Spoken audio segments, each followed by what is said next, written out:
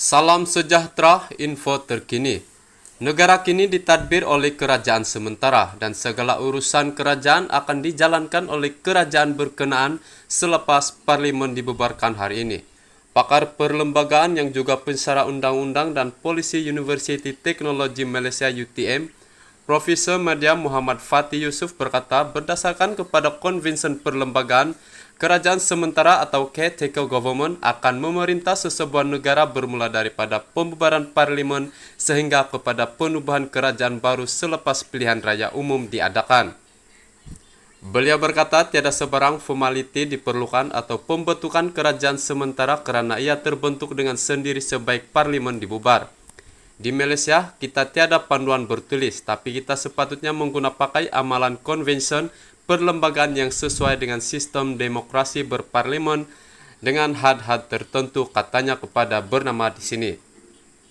Teka-teki mengenai bila parlimen dibubar bagi memberi laluan kepada PRU 15 terjawab selepas Perdana Menteri Datuk Seri Ismail Sabri mengumumkan pembubaran parlimen berkuat kuasa hari ini. Muhammad Fatih berkata antara had itu termasuk sekatan ke atas kuasa badan eksekutif dengan peranan mereka hanya terhad kepada peranan pentadbiran asas untuk memastikan kelancaran hal ehwal pentadbiran kerajaan. Berikutan itu beliau berkata Perdana Menteri dan ahli kabinet tidak harus dibenarkan membuat keputusan dasar utama yang berkemungkinan melakukan sesuatu yang dibuat oleh kerajaan yang baharu, membuat pelantikan kejawatan penting atau membuat kontrak atau aku janji yang memberi kesan besar. Selain itu, Muhammad Fatih berkata kerajaan sementara tidak dibenarkan menggunakan dana dan jentera kerajaan untuk iklan politik semasa tempoh berkempen dalam PRU. Bagi ahli majlis Profesor Negara Prof. Nik Ahmad Kamal Nik Mahmud, prinsip utama kerajaan persekutuan ialah tiada perbelanjaan boleh dibuat jika ia tidak diluluskan parlimen.